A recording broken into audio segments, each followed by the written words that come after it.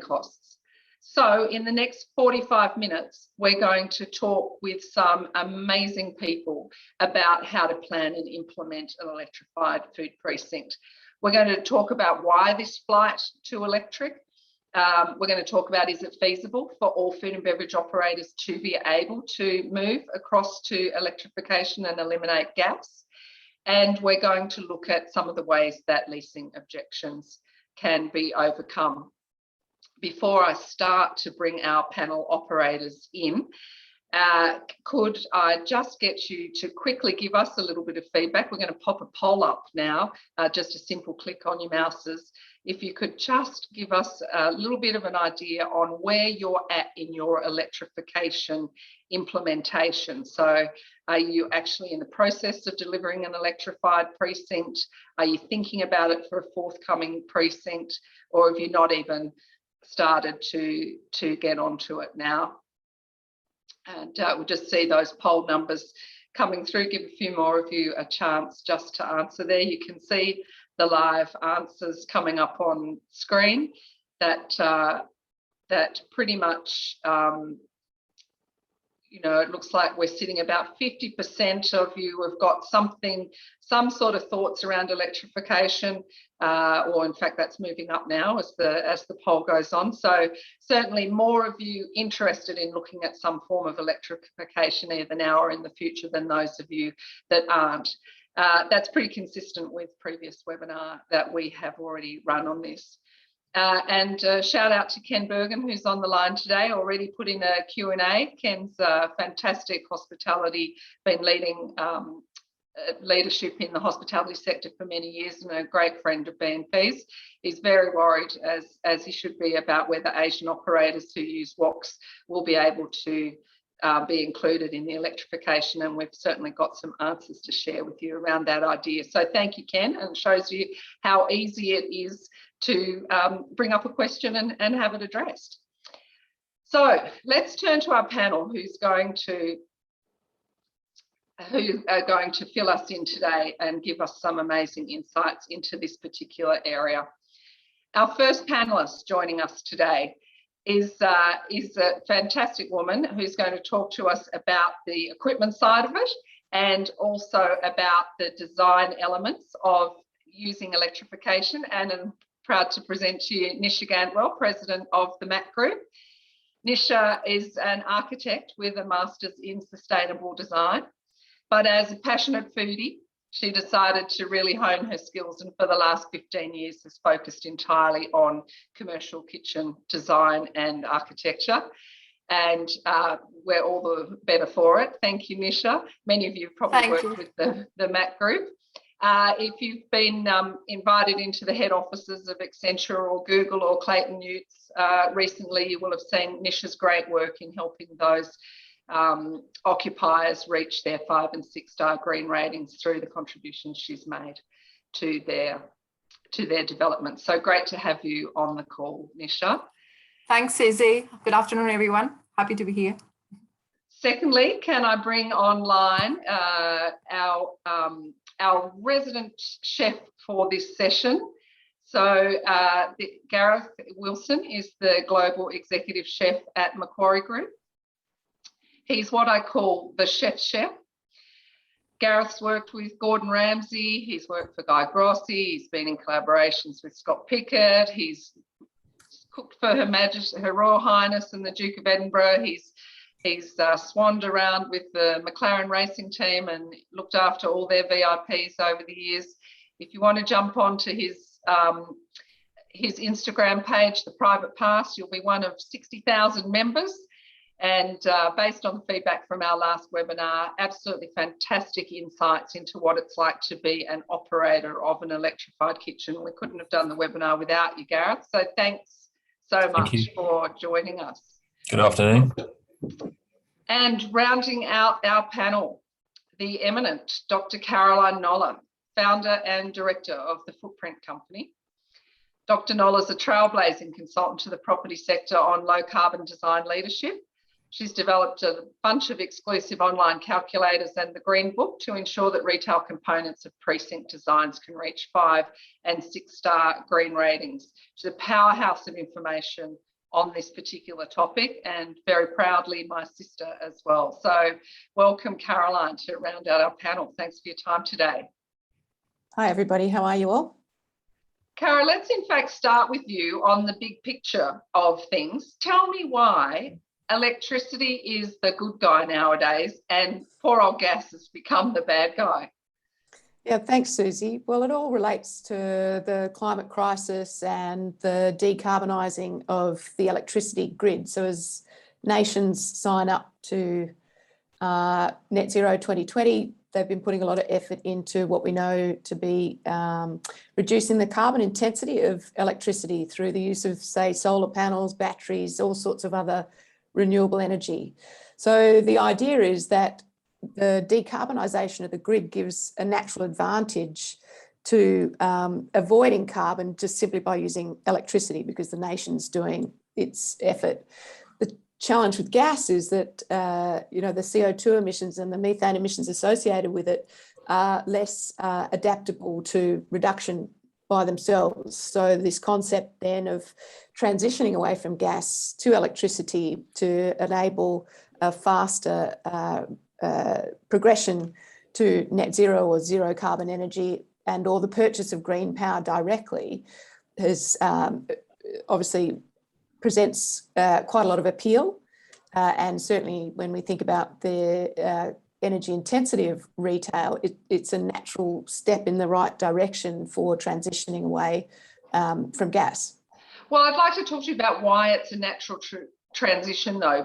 One of the questions we always ask at BNP is, what's the one thing that by doing this thing over all others will make the most significant difference to achieving X? So in this case, what will make the most significant difference to reaching net zero?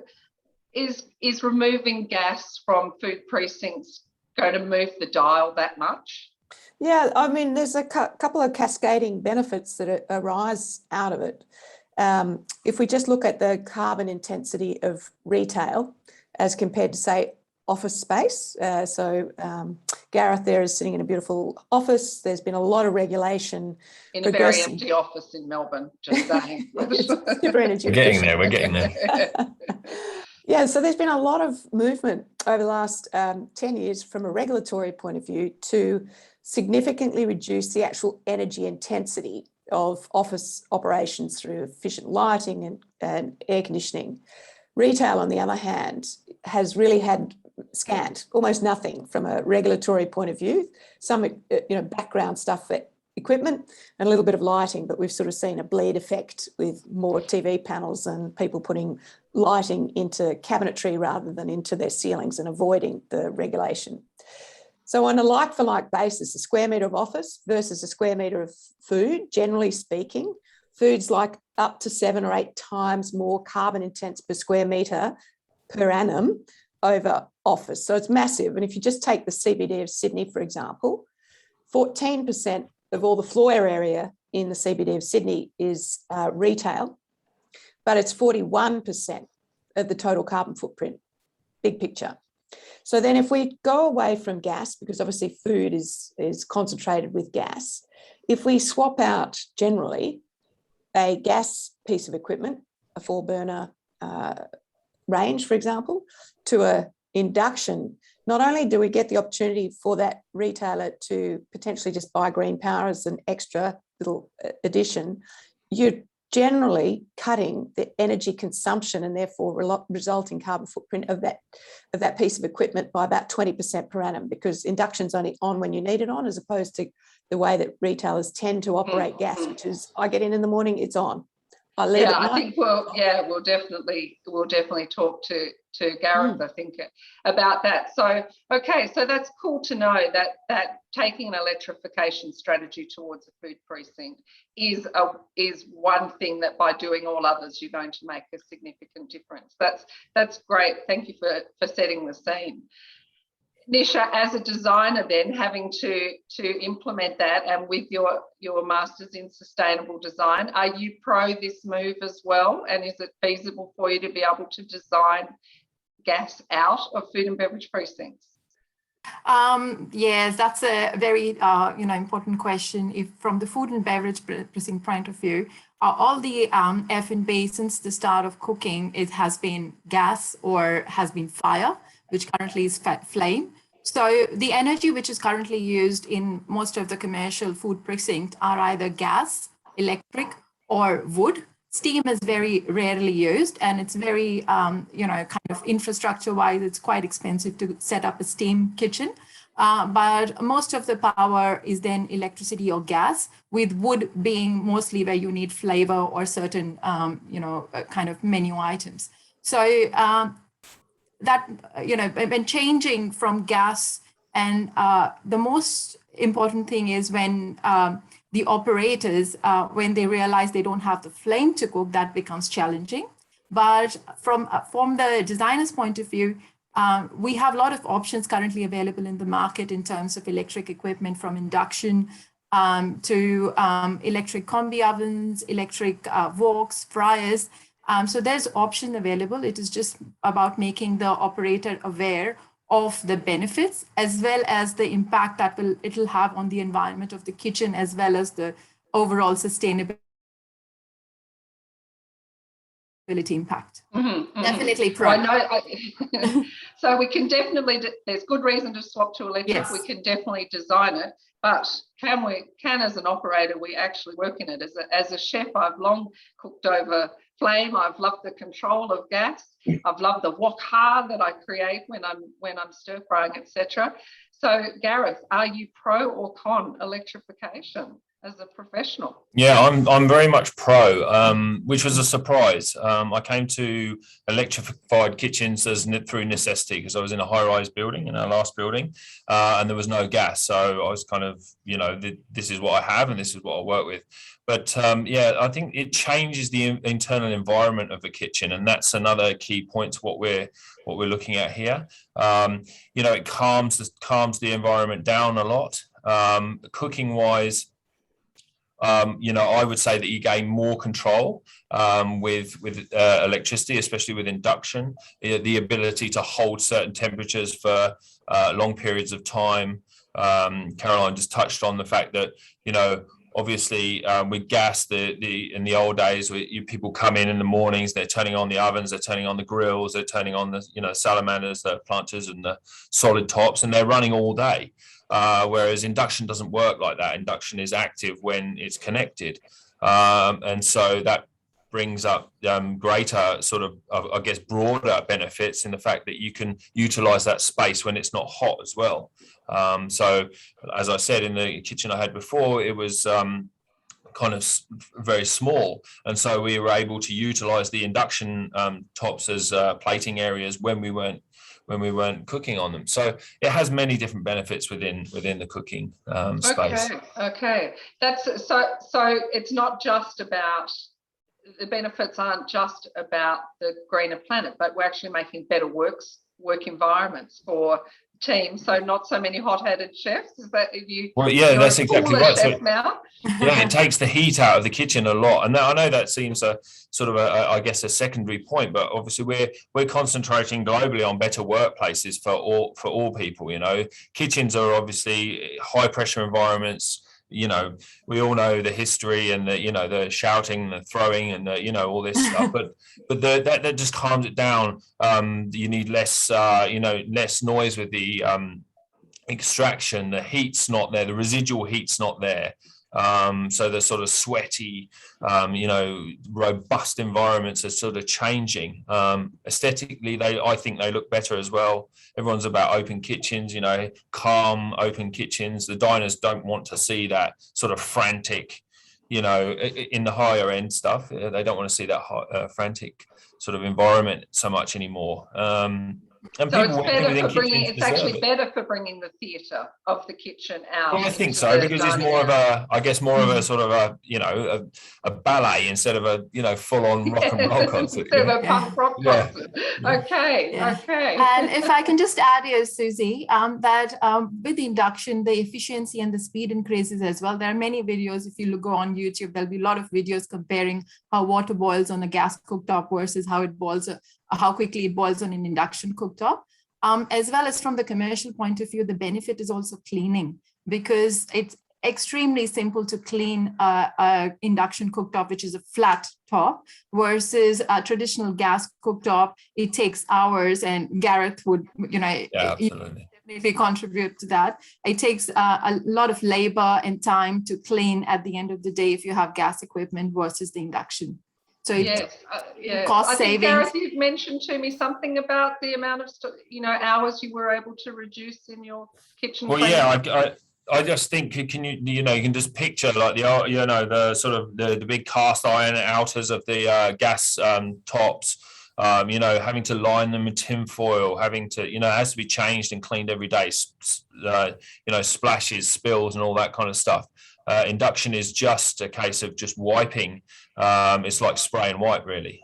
Clean, hygienically clean as well. So you're not having to scrub. And so people can then concentrate on either, cleaning up and getting home, so that work-life balance, and then obviously as the employer, you're looking at a labor saving in that as well, daily. And water. Yeah, exactly. And water. So we talk sustainability, right? Sustainability is about the triple bottom line. So from a total point of view, full electrification of kitchen is a social benefit, cooler heads, environmental benefit, less water, less electricity, less CO2, and then less space, potentially. Less chemicals. Yeah, less chemicals.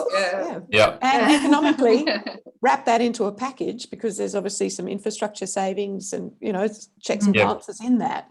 So when you talk about a triple bottom line solution, it's got the potential to deliver that significantly for the tenant, for the base building. And, ultimately, for sustainable retail, it's also about having a more profitable business, right? That's safer and better quality. So because that leaves the restaurateur to provide better service to their customers. So to me, that's perfect, right?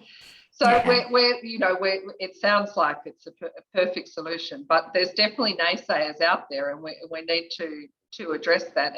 And they're absolutely genuine concerns. And I think the whole purpose of this webinar is to talk about all sides of it. So in that vein, we're starting to get some really good questions coming through the Q&A, and let's talk. There's a bit of a theme of can really electrified equipment do everything that we've been able to do otherwise? I think in particular, it seems through the Q&A, there's real concerns about Asian cooking and woks.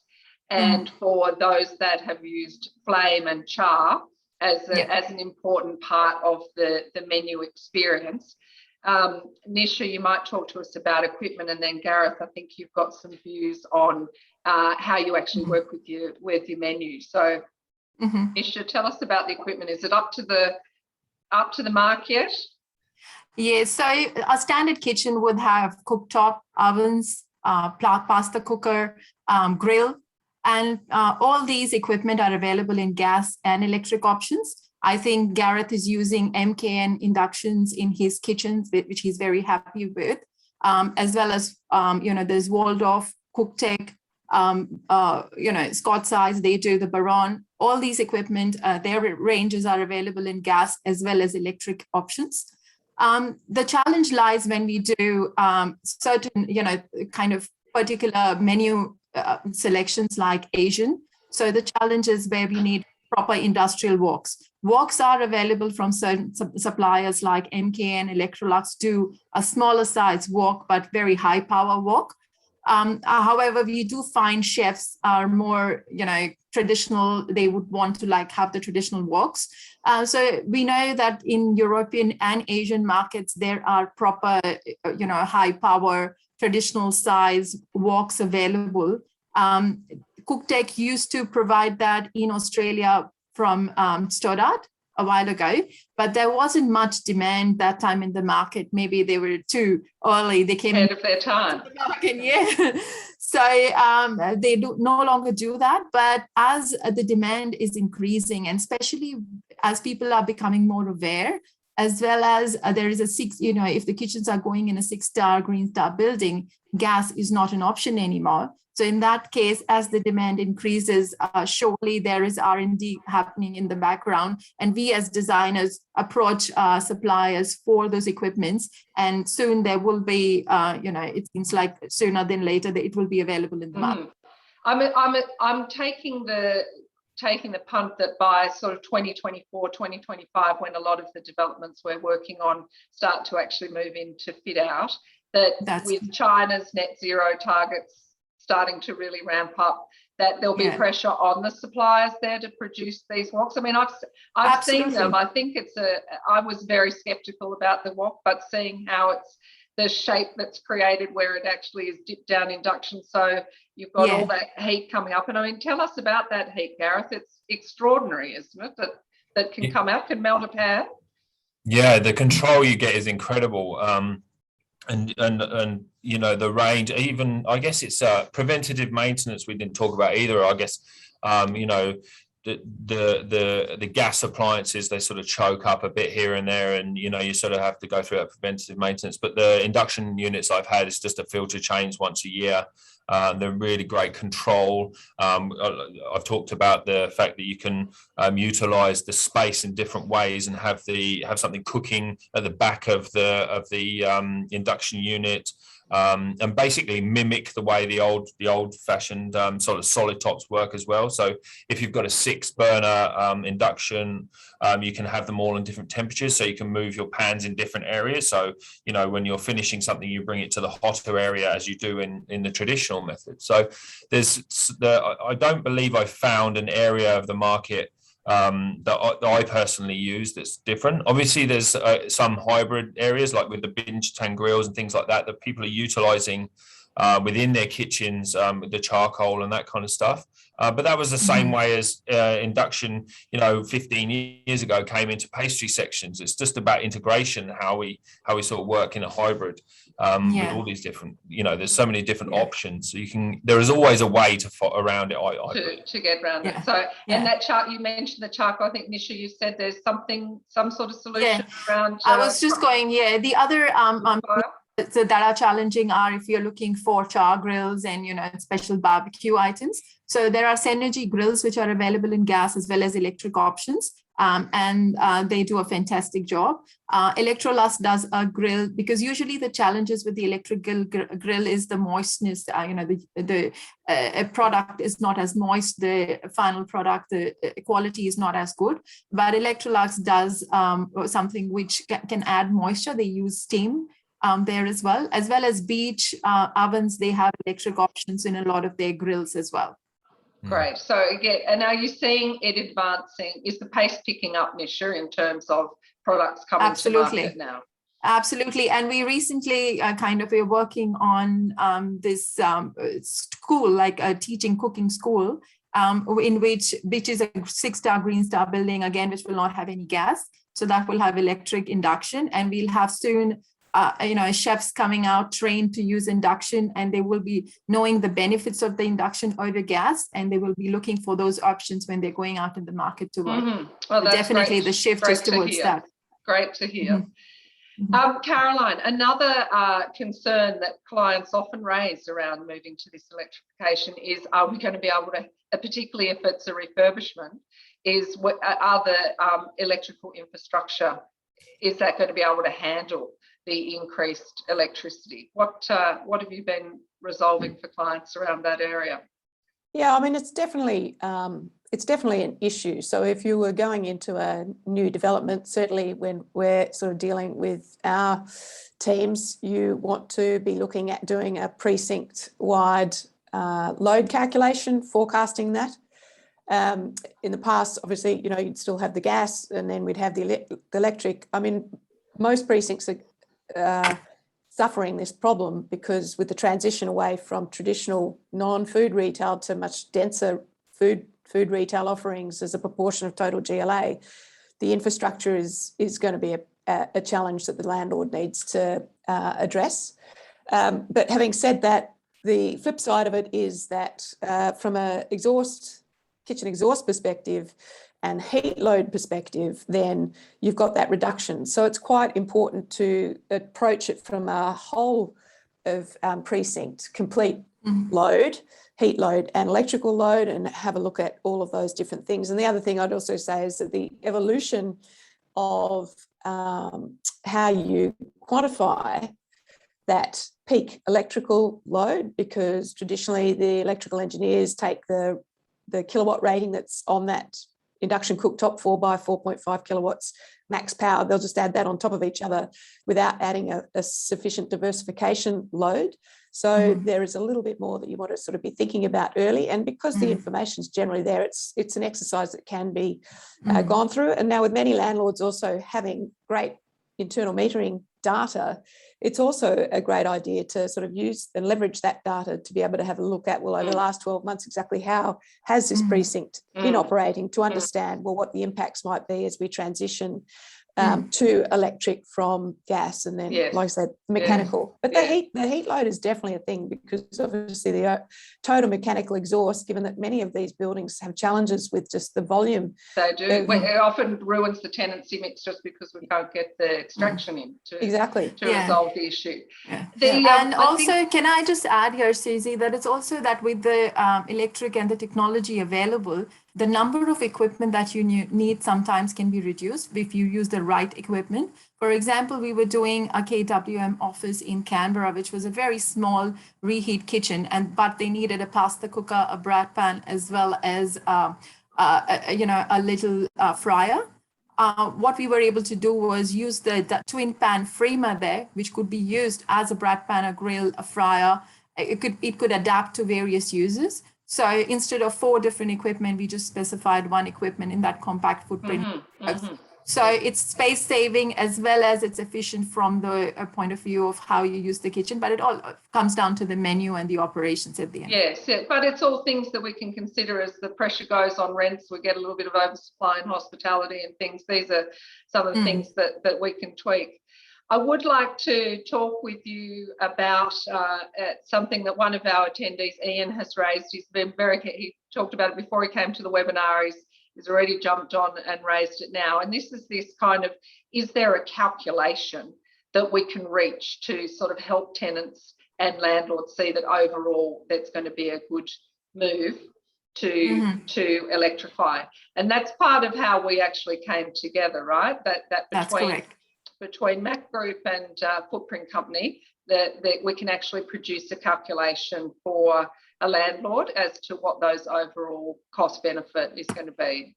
Yeah, I think to come up with the calculation, it will be important for us to understand the menu and the operations and what they're doing from the kitchen, what the production requirement from the kitchen is, and provide that information to Caroline, who can come up with the calculation on how structure. That's what we did before. That's why she's called Dr. Caroline Noller. Because she can do the things. She can do the bits none of us can. Well, we've obviously developed, a very simplified calculator that makes our job very simple, and it's accessible to those who want to run scenarios to be able, you can swap out your electric, your gas and put the electric, and then you can see the balance of the overall instant load, the diversified load, the heat, and the cost of that operating cost. And this is at both capital level and at operating level too. The capital will sort of do off axis, because we don't incorporate the cost of all of those bits of equipment. But certainly when you're looking at what is your total occupancy cost for all of your equipment to achieve the solution, you can run that in our calculator and then run scenarios then to say, okay, well, this one, we're going to drop this piece of equipment out and put the other in. But certainly from, talking to Nisha, then you've also got that design expertise that comes to bear to say, well, in actual fact, why have you don't need these 3 pieces of equipment. So not only can you do 1 induction, you drop out all those 3 pieces, so that, the design strategy and then the computation that comes off it, how much carbon have you reduced? How does that carbon stack up on a 6-star scale? So with all of the tenancies that we've done, we've established sort of like a star rating, if you like, for the operating carbon footprint on a 6-star scale.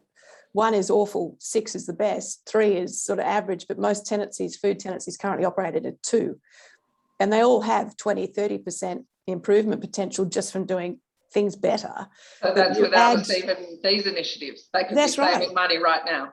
That's right. And then, every star reduction, 20%, you're sort of dropping between 25 and $35 a square metre per annum off just your pure energy bill, not to mention fit out costs, because if you do this the right way, then your equipment costs are less, your mechanical is less, your efficiency, potentially space. Maybe you can take 4 square metres less. Certainly conscious that all can kind of come together, which is fantastic.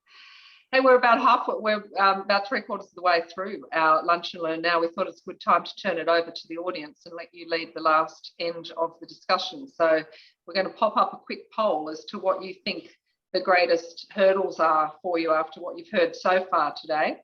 What are the greatest hurdles for you in moving to electrification? And we'll use that to guide the last part of our conversation this afternoon. So what do you think is going to stop you from being able to get the electrification happening? Is it going to be resistance from the operators? Is it going to be that you're not convinced that we're going to catch up technology-wise with the equipment, that you're not going to get it further up the chain in your organisations in terms of support? It is additional cost to the tenants to start with, to initially purchase the equipment. So is that going to cause deals to fall over for you, or is it the cost to the existing infrastructure? So we've just got that poll up there now. About half of you have participated in it. I'll just keep it going just a little bit longer as we start to talk about some of those results, and thinking back to our first webinar that we ran on this topic. And guys, just so that you can see, there's still a few people ticking the boxes, but just to start to get the panel's mind thinking about it, certainly the number one thing coming up in terms of an objection is the resistance from operators. So I think we should throw to Gareth in that particular instance to start with. You're standing in a pub with a chef that doesn't want to electrify. What would you tell him as to why he should embrace it? Or her. Or her. Thank you, Caro. Well, yeah. Well, like I would point to the fact that 15, 16 years ago, when I was working in high-end kitchens, that induction stoves were already in as the desktop units were already being put into kitchens, and again, it's just about introducing them to different areas of the business and the kitchen environment. As Nisha said, the technology is advanced, and with advancements and the more people that use it, I assume that the pricing structures will level out. And I just think overall, Caroline spoke about, we're looking at this holistically from a vendor point of view. It's a better environment to work in, quieter, calmer, more controlled. You may need less space. You may need less equipment. Those brat pans that you're referring to, Anisha, I know that they can be set to certain temperatures, and you can use them as sous vide tanks and things like that. Large scale, if you're a big sort of convention type or event business, or even down to the smaller scale, fast food stuff. You can hold for long temperatures, for long term at certain temperatures, as well as utilize that piece of equipment for the pre-cooking of it. So I believe that the techniques that we're already doing can be absolutely done by electrifying. So I guess it's about opening your mind, and I guess it's like everything, isn't it? I mean, there's I'm sure we're talking about the petrol and things like that, but looking at petrol cars, like we all thought that was the be all and end all, and V8 engines and things like that. Well, look that's done to the world. So I guess we're in a position where we start reflecting on where we were and look at where we want to get to, and how do we take a holistic approach to that in a work environment that I'm used to, which is Thank you, Gareth. I think we've talked a lot as a group about that the number one objection is likely to come from operators, and how to take it through the leasing process. And part of what we've done today is to help you with that in terms of education, starting out early on the electrification process and sharing it with the tenants as to the goals of your development, using spokespeople that have actually worked with it, people like Gareth, to help share your story. We've got those cost benefit analyses that we've talked about that we can produce to also give you material to help educate the operators. And as Gareth just alluded to in terms of cars, Nish has often talked to me about old gas-fired kitchens being really the gas-guzzling Cadillacs of the kitchen world, whereas the new way is to create that Tesla kitchen. And she's got a bit of an idea around a test drive. Do you want to talk a little bit about that idea there, Nisha? Yeah, definitely. With the operators, the only way to kind of convince them is for them to actually use the equipment and to actually feel how they can control it, to understand how it works. So the best way to do is, like, if you compare the petrol car and the Tesla car and you like to take a test drive, similarly, we can organize demonstrations with companies like MKN, Waldorf, Moffat, all those people. We can organize demonstration. Possibly, if there is a bigger retail facility, we could set up a demonstration kitchen for the retailers to come and use the equipment to understand how it works, understand the benefits, and have maybe a chef kind of demonstrate to them how it's to them. Just like the display suite mentality, right? So many of our developers will use this in resi, and we're suggesting now you start to use this principle in retail as well. Absolutely. It's a funny thing, like, I don't know, 15 years ago, a couple of the shopping centres we worked with on Lend-Lease, when I was with Lend-Lease, and we set up little display suites for retailers to come in and understand what motion sensors would like, push button control for flow control for water and things like that. And then the whole, when waterless woks became a thing, retrofitting a couple of kitchens so that the chefs were actually able to use those to get over that, kinetic learning experience. So early education, physical experiences, demonstratable and shared experiences from experts, and facts and cost benefit analysis, all things to build into the leasing strategy to move to this is our suggestions. And of course, as if you really look at that total development cost benefit, is there opportunity with cost savings from base build, etc., with not having to lay gas? Can that be reflected back in incentives as well as another strategy? This is a very, very active Q&A audience webinar experts that we've got going on. So I just want to roll through a couple of others before we head into the wrap up. We're getting a lot of inquiries from landlords wanting to move to electrification. Otto's got a question for Nisha. Are you seeing it being led by operators? Have you got operators coming to you wanting to move to electrification, or is it that they're having to at this particular stage? At this particular stage, it's the larger companies. Like, we're working with Google, we're working with Macquarie currently with Lend-Lease. And they are taking the lead. They're going into Stick Star, Green Star building, and that's one of the requirement.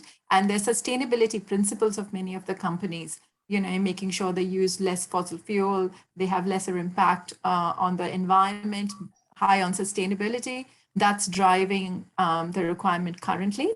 It's not being led by operator, unfortunately. But like I said, we have schools being built with induction. So, when they're educated, they're aware of how efficient, comfortable to use, safer the induction equipment are.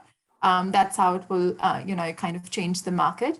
As well as, places like aged care, places like, schools where students are operating the equipment themselves, as well as disabled, where we need the DDA compliance. In those cases, inductions are an option because they are a lot more safer to use and a lot more hygienic in terms of how quickly and efficiently or effectively you can clean them. All right, great. And two quick ones before we wrap up, 1:14 now. Just confirming you don't need as much extraction when we move to electricity because the heat in the environment. Currently, we lose a lot of heat out in the environment. Like when you're cooking, the kitchen, it's not as efficient because part of the heat goes into the pan, rest is just out in the environment. So there's a lot of, So definitely, and Gareth has said he's felt the difference there. And no need to have the extraction on all the time. I don't have turned it on at 8 o'clock in the morning because you're turning everything else on as well. And again, a few more themes around the cost. It's few things more expensive to operate, etc. I think the overall feedback from the panel is that there's so many moving parts that it's actually not focusing on, yes, the equipment costs more, but you've got to look at the overall benefits from both the base build and the ongoing costs. And from the work that we've been doing, it is coming out net positive in that when you look at it from that direction.